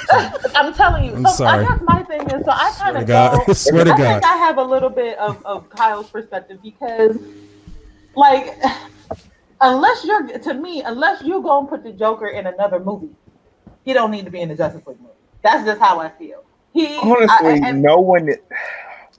Honestly, most of the people in the Justice League movie in the first place had no business being in there. Sorry, talking to you. Sorry. I'm so confused why they use Steppenwolf as the big bad instead of, someone who makes sense. Like, I don't know, Calabac or Granny Goodness or Desad. I mean, if you're going to use a servant of Darkseid to herald his invasion, shouldn't you at least use one of the two people who usually show up to herald his invasions? Now, wait a minute. Remind me, who was the villain of BVS? Who was the big guy? Steppenwolf. No, that's Justice League. No, BVS. Oh no, you said BVS. Literally Lex. It was literally Lex. Was that because like it's like you can't even really count like Doomsday because he was literally just a tool. Yeah. He was literally just a tool. He wasn't even the main big bad. He was literally just a tool that Lex used at the end of the movie. The villain the whole time was Lex. No. You're right. I was just trying to think of who the character was at the end. Because going back to what you guys just said, honestly, I don't know if they're working up to a dark side, and obviously we don't know if another Justice League movie is coming. So to me, a good villain to use, honestly, kind of either would have been Darkseid or Brainiac. That's just me off the top of my head. Those are names for a team up, like villains you associate with the Justice League that they have problems with. You know first time villain, I think it would be like, I would say maybe Brainiac, but like honestly, if for a movie, I think for a Justice League film, I probably would have gone with Brainiac because like the thing is they're still dealing with, in one way or another, like I guess in a way like Superman's like Rogues Gallery in a way. Yeah, so I would have gone with. Yeah, I get that, but here's the one I would have gone with, and maybe I'm crazy. I would have gone with Starbreaker, the sun-eating energy vampire. Yeah, but nobody knows that person. Exactly. No. Wait a minute. That's part of my point. I understand what you're saying, but again, the average moviegoer, that Starbreak doesn't mean anything to somebody like me. Like, I understand that, and it would be a good way to get new people interested in a very interesting and very powerful character, and it will give us. Yeah, but that's not the goal. The goal is you want to go. You want people to come to the Justice League movie to see these people fighting a villain that you know. Starbreaker is not somebody And they use would have Steppenwolf. drawn people to the movie. I don't. And they use See, Steppen- the main that- reason why they used Steppenwolf was the fact that, like, isn't like Steppenwolf like his nephew or some shit, No, he's actually Darkseid's Something uncle. like that. or his uncle? But Wow. yeah, here's the But thing, though. Like, and this is why I also Like they're mentioned tiptoeing Calabash. around Darkseid. It's like they want to introduce Darkseid, but they don't know I get how. that, but here's the So- problem. They use Steppenwolf, which makes no sense no matter how you look at it, because Steppenwolf has never been one of Darkseid's, oh, go conquer this. He's basically Darkseid's bounty hunter. He gets the guys that escape from Darkseid. If Yeah. you wanted somebody to lead the invasion, they really should have used Calabash or Desad. So I mean, They so just we're did so we're talking about we want to stay on topic. We're talking about Leto. So you know, Tony Terry, how do you? I mean, you kind of talked about it a little bit, and we're going to get Jensen here too, with Jensen. But how do you feel about Leto being in the Snyder Cut? Again, I feel like Snyder is just putting as much wildness in here and hoping we stay for the series at this point, since it's confirmed there's going to be a mini series instead of a movie. I think he's putting as Wait, much what? stuff as he. Oh Wait, yeah, what? you know. Well, I mean, No. it kind of is, because it's basically being split into 4 parts. Like, Yeah, it's going to in be 4 episodic. parts. It's 4 movies Yep. or like 4 1 hour. No, It's 4 four hour long. 4 1 hour parts. Like, it's literally Yeah. episodic now. What is this? The crossover from the CW? It's like I said, Now, like is this a this longer? evolved more than just a Snyder cut. He's literally making a new production. Like, Okay. All right, Terry, go ahead. I'm sorry, I didn't know. But yeah, I feel like, but for Jared Leto's Joker, here's the thing, and I'm going to be burned at the stake as a heretic for saying this. I did not hate Jared Leto's Joker. I understood what they were trying to do with him. They were trying to update the Joker's classic gangster persona for the modern era, and the only real problem I had with it was, one, that laugh sucked. I'm sorry, that halting laugh he did was bad. Yeah, all them No, it's saliva coming out. it's like Yeah, that's exactly. It's like, That was a good yeah, that thing. Yeah, yeah, he's pausing in between each laugh, and it just doesn't feel natural. Like, people don't laugh that way, man. Don't do that. So that's the only thing I thought didn't work. But but I did feel when the little bit we saw of him in the Suicide Squad was intimidating. Like, he was getting up in people's personal space, and I felt tension every time he was in somebody else's personal space. I was like, no, get back there, stay back there. He right. didn't seem like he was going to shoot like every single person. I will give him that. Like, Yeah. somebody looked at him wrong. He's like, "Oh, pop!" Like that's how it did feel. I will. Yeah, but other than that, I do want to see what he does in the Justice League miniseries. Stay away from Dick Grayson. I am not kidding. I am not kidding. Leave Dick Grayson alone. That man is. We'll get a flashback of him getting killed. That's what's gonna happen. I'm close to writing anyway. I'm calling it now. We're gonna get a flashback of Dick Why Grayson would you getting kill killed. Dick Grayson? It doesn't make sense. it really Listen, they doesn't. killed Jimmy Olsen. Okay, They did smoke him at the beginning of the yes. That character barely counted. Movies didn't Gwen die? Who died in the Spider-Man Gwen movie? supposed to die. Yeah, Who Gwen died? Stacy. Well, we Gwen all Stacy. knew Gwen was supposed to die, though. Yeah, but I mean, like that? Come on. It was shoehorned in, but we all knew she was gonna die. Like the moment everybody found out that Green Goblin was gonna be in the same movie with Gwen Stacy, we knew she was gonna die at the end. Everybody knew. Maybe I did because I'm not a comic book reader. So I was like, really, Gwen? No, damn, Gwen. Yeah, but here's the thing: like, killing Dick Grayson has always been a no-no. Like the idea that comics have always said that if any other Robin died, Batman would go insane with grief and become more murderous. But if Dick Grayson died, he just quit being Batman. Like, every single comic I've ever read has shown that. Like, if Dick Grayson ever dies, he's just like, I'm hanging up the towel, I'm done. This whole thing, my son is dead, I'm out of here. It's not worth it anymore. My son's dead, I'm gone. Because it's Dick. just only with the exception of Injustice, even though how he died in Injustice was stupid as hell. But We don't talk about Injustice. That's So really, like, look, remember. No. for anybody Follow Marvel. that We had an agreement. We do not talk about Injustice while I'm around. So That was really already fast, before anybody continues, Jensen, how do you feel about Leto coming in the Snyder Cut? Nah, I'm not surprised. I really want the guy to be the lad that played the last Joker to come in. I really hope they keep him around. However, they decide to do with him. No, the Really? one he's talking Joaquin about Phoenix. Oh, talking about okay. Joaquin Phoenix. Okay.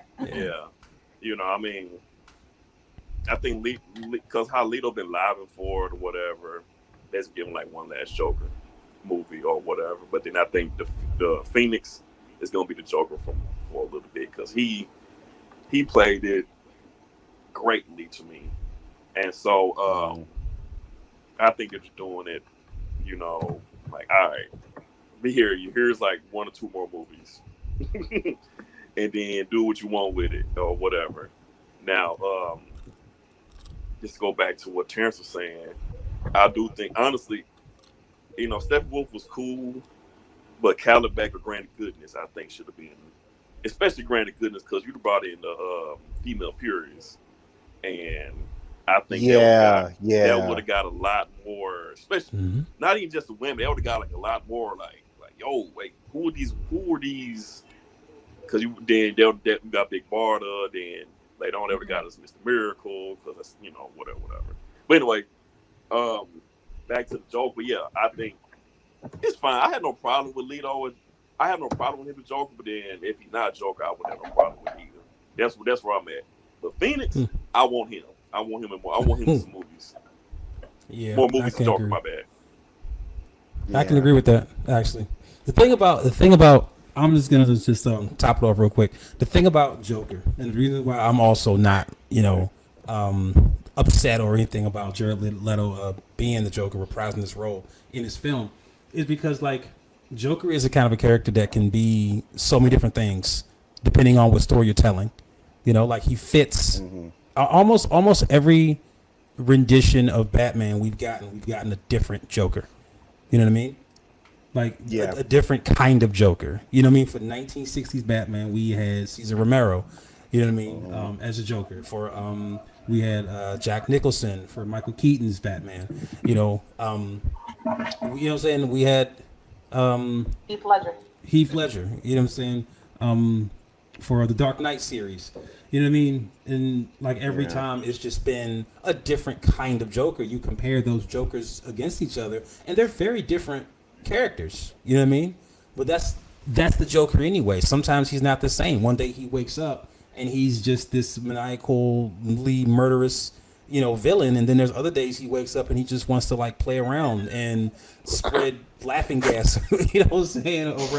So it's the kind of character he is. So having him play with different people is actually really good to see. Like he has that personality of being basically kind of like a street gangster. You know what I mean? Who just kind of like has no fear and is a little bit of a kingpin. You know? Like that part of Joker does exist, and for us to just kind of like see that dynamic, you know what I'm saying, with Jared Leto, I'm not completely totally mad at it because that's a side of Joker we haven't really explored. So we get a chance to kind of see more of it. I'm here for it. I don't think maybe Jared Leto didn't get, you know, a fair shake on his time as Joker.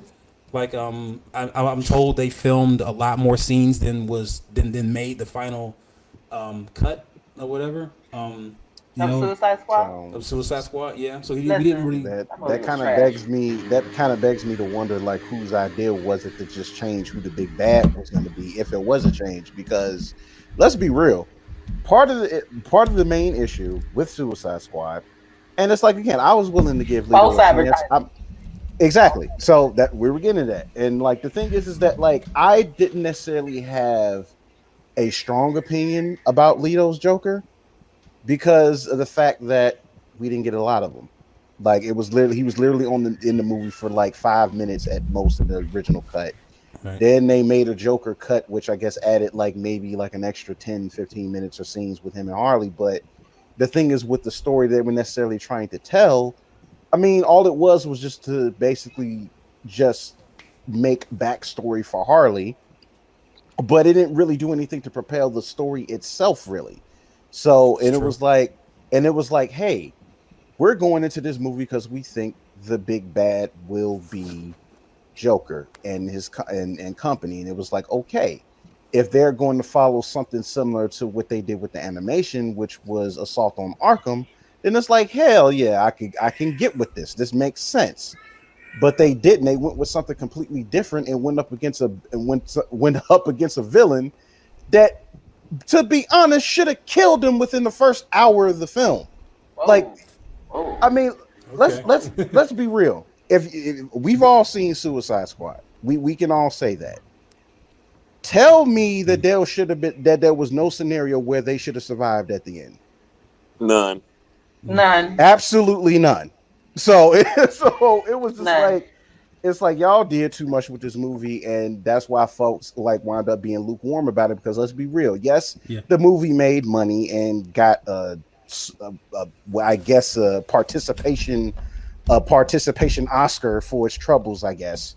And it's just like, dude, the main reason why people went to this movie with them because they wanted to see what they were going to do with Joker, Yeah. and the fact that Harley was in it, And the fact that Will And Smith the was in fact, it.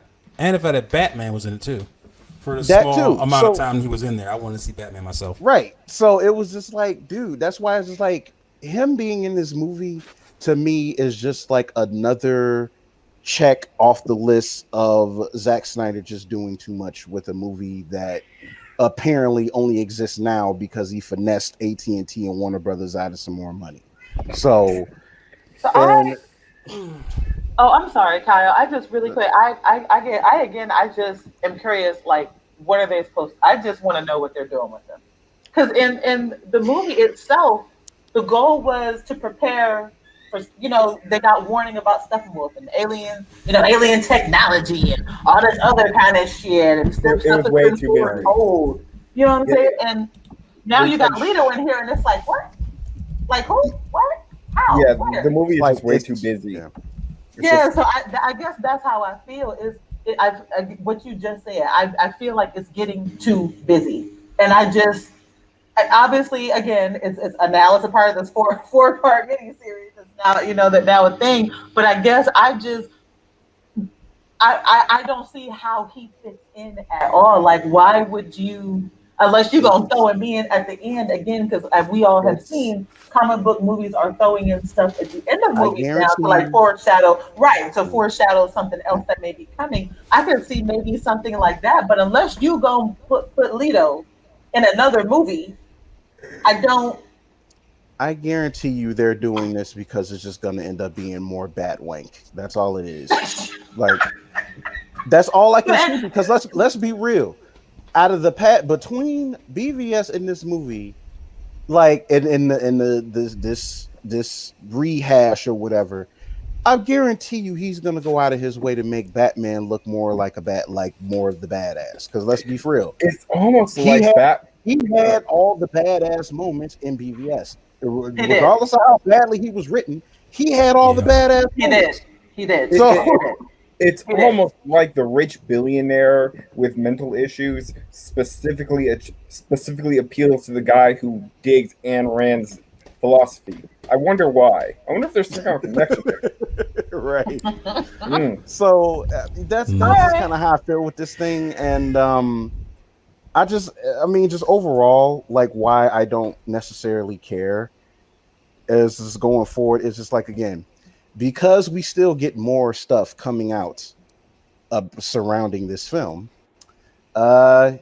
Tiffany, you already know where I'm going to go with this because I already talked about it twice before in the past on the podcast. We got more Ray Fisher news today. Oh shit! So We don't have time. So- we don't have time. So now, I'm I'm just going to say this really quick because this is still Justice League news. Apparently now, it has apparently been revealed on Screen Rant that that's where you messed up apparently there. that apparently Joss Whedon requested to have certain characters of color skin to be lightened in the final cut of Justice League. Oh, And I'm reading this. I'm reading this, and I'm thinking like, okay, two things. One, regardless of how you feel about Josh Whedon, to me that just seems very weird. And two, both you and the girl, I can't remember the girl's name, both you and the girl that played Iris West in the movie are already light skinned. So what are they gonna do with that? Wait a minute. Like, The girl who plays Iris. See, now I gotta Google. You go ahead. I forget her name, but I know she was in that recent Antebellum film. I think she was playing opposite Janelle Monáe. I can't remember her name, but she was in that. She was in Dope. Okay, I'll find her. Yeah, but basically the actress that originally was supposed to play Iris West or whatever, they're claiming that he wanted them to be lighter in the final cut of the film or whatever. So Look, I was on his side before. Okay, just really quick. I Googled her so I can see who you're talking about. She's already super high yellow. So I don't know. I don't get. White. It's like again, the more stuff that comes out And surrounding this yellow. film, the more it makes me not want to see it because it's just weird now. Oh my god. Okay. All right. But we definitely gonna have to add that in because I did not know that there was something else going on with that. I really don't even know how to respond to that. Yeah, we're gonna have to deal with that one next week. Yeah, we're gonna hold that. So put a pin on that, Fallen Marvel. We're gonna hold that one. Okay, so we're nearing towards the end of our podcast, and normally I give everybody like 5 minutes, but this time, in the interest of time, I'm gonna give everybody 2 minutes to do a quick wrap up. So Toku Terry, you go first. Is there anything you any final thoughts for tonight? Final thoughts: if the rumors about the adult aimed Power Rangers are true, it will be very interesting to see, as long as they don't mistake adult oriented for needlessly grimdark. It's not the same thing. Okay, when I heard adult oriented, I thought of something completely. Yeah. Also, Cyberpunk needs to come out. Cyberpunk. Look, I would say you need to come out already, but you know what? As long as you're not putting your employees through crunch, do whatever you gotta do. And Zack Snyder, if you're watching this podcast, I like you as a person. I just think the philosophy you follow of Ayn Rand's Fountainhead and Atlas Shrugged is a terrible, toxic philosophy, and I do not agree with it. No offense to you as a person, just offense to you as from a philosophical standpoint. That's all. All right. Fallen Marvel, your final thoughts? Yeah. Just overall, it's like people really need to calm down whenever a game gets delayed, because if anything, if there comes a time where a developer has to delay a game to fine tune some things, y'all should be happy. So, I get being upset that it's like, hey, it's not coming out this time or whatever. It's like, hey, number one, they're fine tuning some things so you can have a better game too. For me personally, I have more time to play before I have to play it. So that works out for me. Other than that, just overall, I hope for the Halo fans that when Infinite comes out, it actually meets people's expectations, because we've seen these things happen with other titles before, and it did not go good for them in the end. So, a la an Anthem. Hopefully it won't be. So again, we've seen this happen before, but let's hope for the best that Halo fans' appetites will be satiated once it comes out. We got to wait and see what they do with Uncharted coming through. I mean, hopefully they have some competent people. Like, I would even argue, hopefully they have some of the original writers from the game series to at least contribute to the movie to kind of help with story crafting and stuff like that, because we know what happens with video game adaptations when solely Hollywood executives get their hands on them. Assassin's Creed.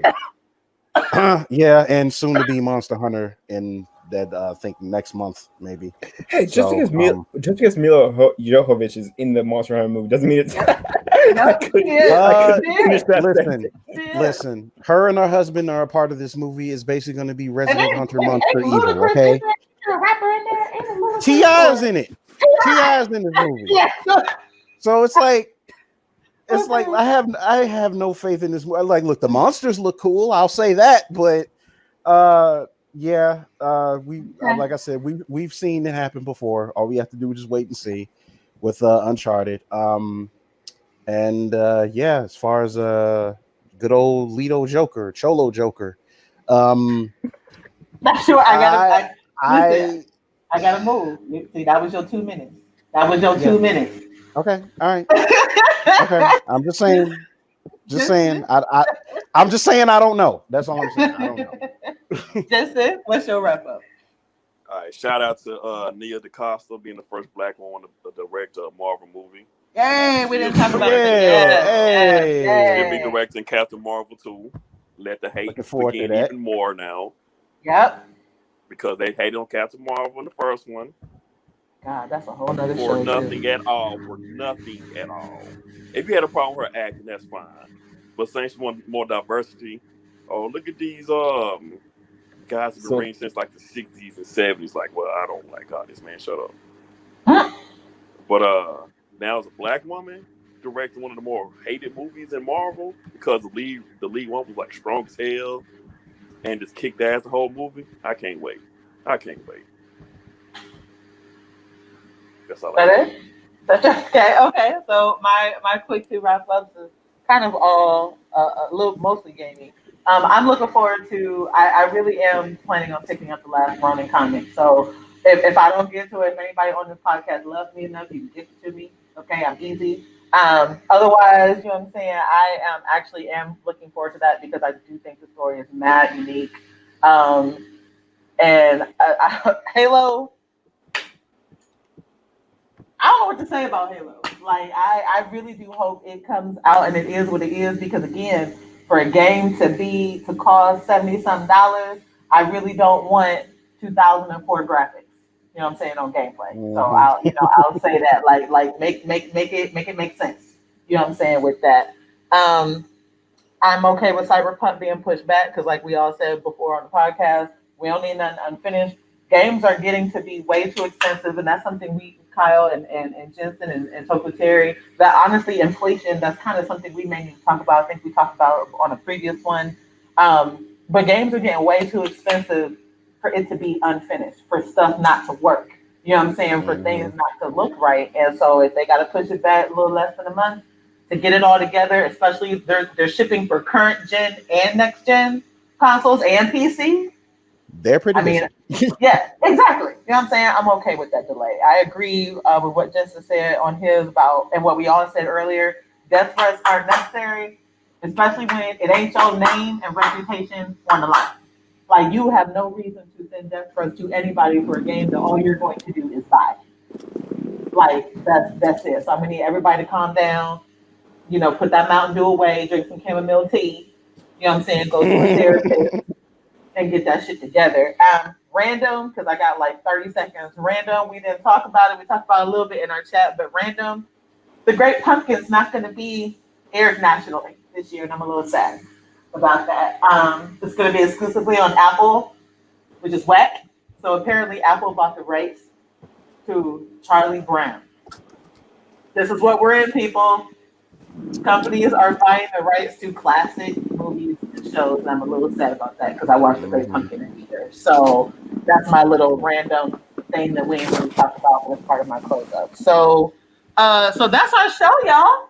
You know what I'm saying? Y'all, you know what I'm saying? That was everybody. I want to thank Cassio Logic, Fallen Marble, Tofu Terry, the light-skinned assassin Justin, even though that's not how he introduces himself, but he should. I want to thank all of you guys for, being on a podcast again. It's always a great time when we always get together.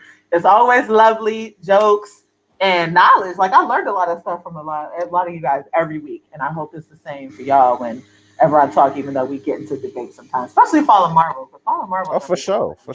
Man, come on. So That's why we here. That's why we here. So with that, we're gonna go ahead and wrap up this show. I appreciate y'all, and we will see y'all next time. See ya. All right. Peace. Peace.